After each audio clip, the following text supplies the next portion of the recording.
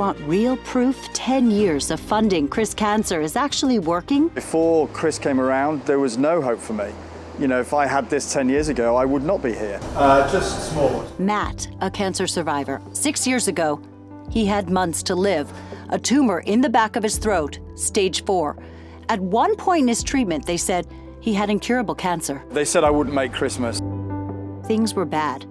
Matt even produced his own goodbye video for his kids to be shown in 2027. And I would say, you know, I know I'm not here anymore, but, you know, I love you and that kind of thing. And I did it for every birthday and every Christmas. Absolutely. I'm here because of the work that CRIS are funding. They're making difference to people like me and my family. And my kids have got a dad now. Dr. Kevin Harrington from the UK's Cutting Edge Institute of Cancer Research, the ICR, lays it on the line for us. Without the support from CRIS over the last few years, we wouldn't have been able to come as far as we've come. CRIS Cancer substantially supports this ICR Center for Translational Immunotherapy, which has completely changed the way we approach the treatment of cancer, how we think of how we're going to cure our patients with less toxicity, with greater chances of being alive. When you're talking about Billy Brandon, It certainly changed Matt's diagnosis from incurable to remission. Before it was chemotherapy, radiation. I am being fixed by my own immune system, and that is the work that CRIS is funding. A decade ago, if I'd stood up at a meeting and I told my colleagues that I believed that we would be offering patients immunotherapy as the first-line treatment for their cancer, they would have laughed. The reality now is that we're able to treat patients who present with cancer with immunotherapy as the first line of treatment, and frequently we can see those patients go into durable remission. We're actually seeing patients being cured of their disease. And just so you know, the proof is not just here in the UK. It's where CRIS Cancer is also busy investing, at the very top cancer research labs and the top cancer research scientists. Take a look. They remain a real player in Madrid. In Paris, CRIS Cancer funds projects at the most prestigious cancer hospital. And investing only in the best cancer centers with grants in the US as well.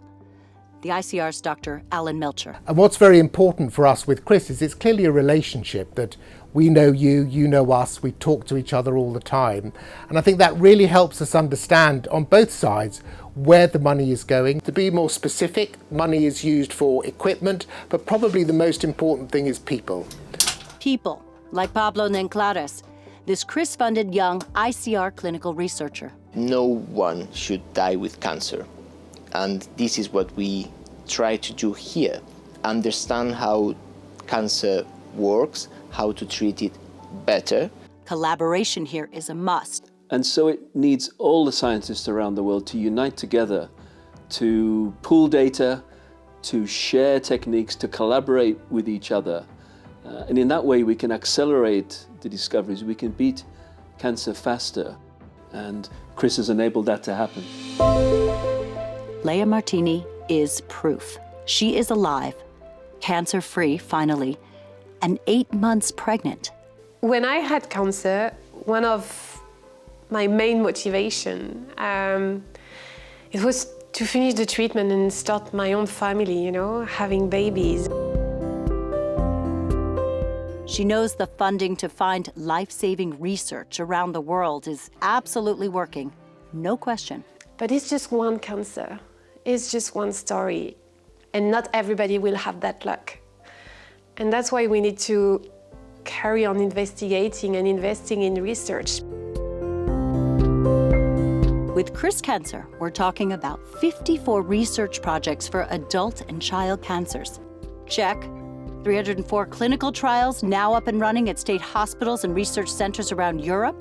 Check. Training and finance for 114 top researchers. Check. CRIS co-founder Diego Mejia tells us when he sees Leah and Matt, and of course his own once cancer-stricken wife, Lola, now 10 years later cancer-free, he knows it's only due to research. He feels more determined than ever. The thing that really keeps you going is all those life stories like Leah or Lola. most proud of these last 10 years, besides more than 50,000 monthly CRIS donors?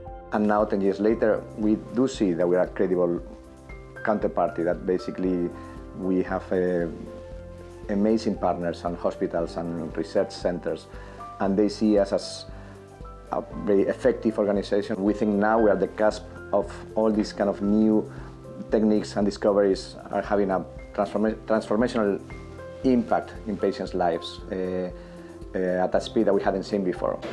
COVID, though, still making things difficult. Diego says despite all that, unlike other charities, CRIS Cancer is keeping its commitments. We're talking about £48 million in the next 5 years. Dr. Chris Jones, hard at work at the ICR these last 10 years. His focus, deadly brain tumors in children and babies. We're getting very close. The reason I get out of bed every day to do this is because I really, truly believe that we're making a difference. What we know now, compared to what we knew 10 years ago, is just extraordinary. We've gone from really knowing pretty much nothing to having fantastic definitions of this disease. Every day is exciting for me to come into the lab. CRIS is also helping fund Dr. Estero Clampazza. She set up a new immunotherapy team with new equipment as she researches links of asbestos with a devastating type of cancer. The UK right now has the highest incidence of this cancer in the world, 3,000 cases every year. Because every day can be a small revelation, a small surprise, a small piece of knowledge that they didn't have the previous day. We will be curing more patients using fewer of the old-style treatments, and this will have huge benefits, both for society and, of course, for those who suffer from this disease and their families. We need CRIS to be around for a long time further. Another 10 years would be great. For people like me, my family, I am only here because of people like CRIS.